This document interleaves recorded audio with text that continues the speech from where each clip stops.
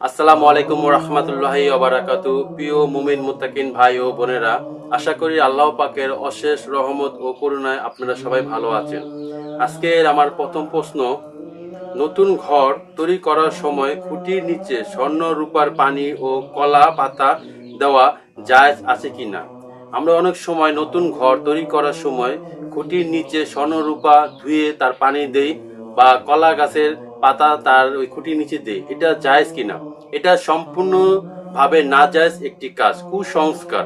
খুঁটির নিচে আপনি স্বর্ণরূপা বা পাতা যে কোনো জিনিস দেন তো এটা কোনো বরকত হবে না। ঘরের বরকতের জন্য অবশ্যই আল্লাহর কাছে সাহায্য প্রার্থনা চাইতে হবে, বেশি বেশি করে আল্লাহর কাছে ইবাদত করতে হবে। তো এই ধরনের কাজ যারা করে তাদেরকে অবশ্যই মানা করতে হবে, কারণ এগুলো হচ্ছে কুসংস্কার, কুফরি। এগুলো করলে কুফরি, ইমান নষ্ট হয়ে যাবে। কারণ ঘরের রহমত একমাত্র আল্লাহ পাকই দিতে পারে, অন্য কোনো বস্তু দ্বারা ঘরের রহমত কখনই আসবে না। আমার 2 নম্বর প্রশ্ন, হিন্দু ও বেনামাজির হাতে রান্না খাওয়া যাবে কিনা? হিন্দু বা বেনামাজি কোনো ব্যক্তি যদি আপনাকে রান্না করে কিছু দেয়, সেটা খাওয়া জায়েজ আছে কিনা বা এটা খেলে গুনাহ হবে কিনা? তো এটা খেতে পারেন। হিন্দু বা বেনামাজির হাতে রান্না খাওয়া খেলে কোনো সমস্যা নেই, তবে অবশ্যই খাবারটা হালাল হতে হবে। হারাম খাবার খেলে অবশ্যই গুনাহ হবে, পাপ হবে। কিন্তু হিন্দু ব্যক্তি বা বেনামাজি কোনো ব্যক্তির হাতে রান্না খেলে কোনো সমস্যা নেই, অবশ্যই রান্নাটা হালাল হতে হবে।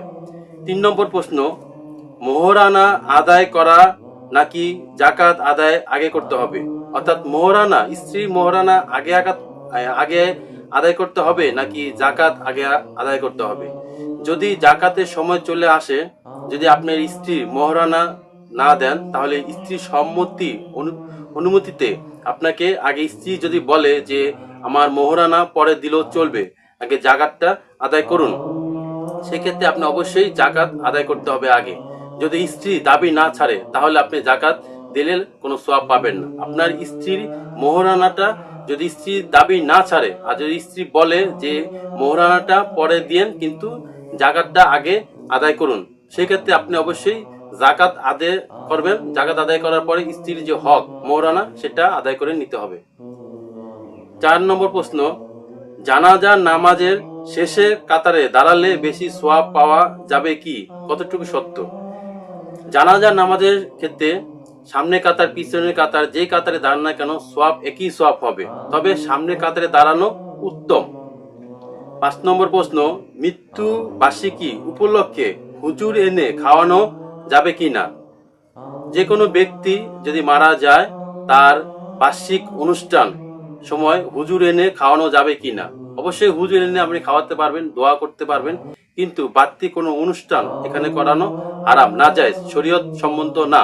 অর্থাৎ কোনো ব্যক্তি মারা গেছে, তার রুহে মাগফিরাতের জন্য অবশ্যই হুজুর এনে খাওয়াতে পারেন, দোয়া মাহফিল করতে পারেন, এতিম এনে খাওয়াতে পারেন, কিন্তু বাড়তি কোনো অনুষ্ঠান করা ইসলামের শরিয়াতে নিষেধ। 6 নম্বর প্রশ্ন, মহিলারা কি সব সময় মাথায় কাপড় দিয়ে রাখবে কিনা? দেখুন, মহিলাদের সব সময় মাথায় কাপড় দিয়ে রাখতে হবে জায়গা বেঁধে। অর্থাৎ আপনি যদি বাড়িতে থাকেন, বাড়িতে যদি আপনার বড় ভাই থাকে, অবশ্যই মাথায় কাপড় দিতে হবে। শ্বশুর থাকলে তাকে সম্মানের জন্য মাথায় কাপড় দিতে হবে। বড় ছেলে থাকলে মাথায় কাপড় দিতে হবে।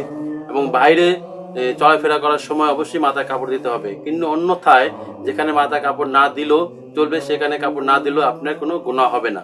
তবে অবশ্যই যেখানে পরপুরুষ থাকবে, সেখানে মাথায় কাপড় না দিলে আপনার গুনাহ হবে। সুতরাং মাথায় কাপড় দেওয়ার সময় খেয়াল রাখতে হবে, যাতে বাইরে কোনো পরপুরুষ থাকলে বা মুরব্বি থাকলে, তো তাদের সামনে কাপড় ছাড়া থাকলে গুনাহ হবে, অবশ্যই গুনাহ হবে। 7 নম্বর প্রশ্ন, প্রতিদিন চোখের জেনা থেকে বাঁচার উপায় কি? চোখের জেনা থেকে বাঁচার উপায় কি? খুব গুরুত্বপূর্ণ একটি প্রশ্ন। চোখের জেনা থেকে বাঁচার জন্য, জেনা হয় যে বস্তু দ্বারা, সেই বস্তুকে অবশ্যই অ্যাভয়েড করতে হবে। আমাকে অবশ্যই খেয়াল রাখতে হবে কোন কোন বস্তু দ্বারা বা কোন কোন জিনিস দ্বারা আমার এই চোখের গুনাহ হয়, সেই জিনিসটাকে আগে আমাকে ত্যাগ করতে হবে। কারণ সমস্ত পাপের মূল হচ্ছে চোখের ধারাই বেশিরভাগ পাপ হয়ে থাকে। সুতরাং চোখের হেফাজত করতে পারলে আমরা আমাদের নিজের আখলাক ঠিক রাখতে পারবো। অর্থাৎ চোখ ধারা আমাদের অনেক গুনাহ হয়ে থাকে, এই চোখের হেফাজত করতে হবে। মনকে নফসের সাথে লড়াই করতে হবে, নফস যাতে দুর্বল না হয়ে যায়। প্রিয় মুমিন মুত্তাকিন ভাই ও বোনেরা, আল্লাহ পাক আমাদের সবাইকে বিভিন্ন ধরনের কুসংস্কার কুফরির হাত থেকে রক্ষা করুন এবং আমরা আমাদের নিজেদের আখলাক ঠিক রাখতে যাতে পারি, সেই জন্য আল্লাহ পাকের কাছে বেশি বেশি করে ইবাদত করতে হবে। আল্লাহ পাক আমাদের সবাইকে সব সময় সুস্থ সবল রাখুক। আমিন। আসসালামু আলাইকুম ওয়া রাহমাতুল্লাহি ওয়া বারাকাতুহু।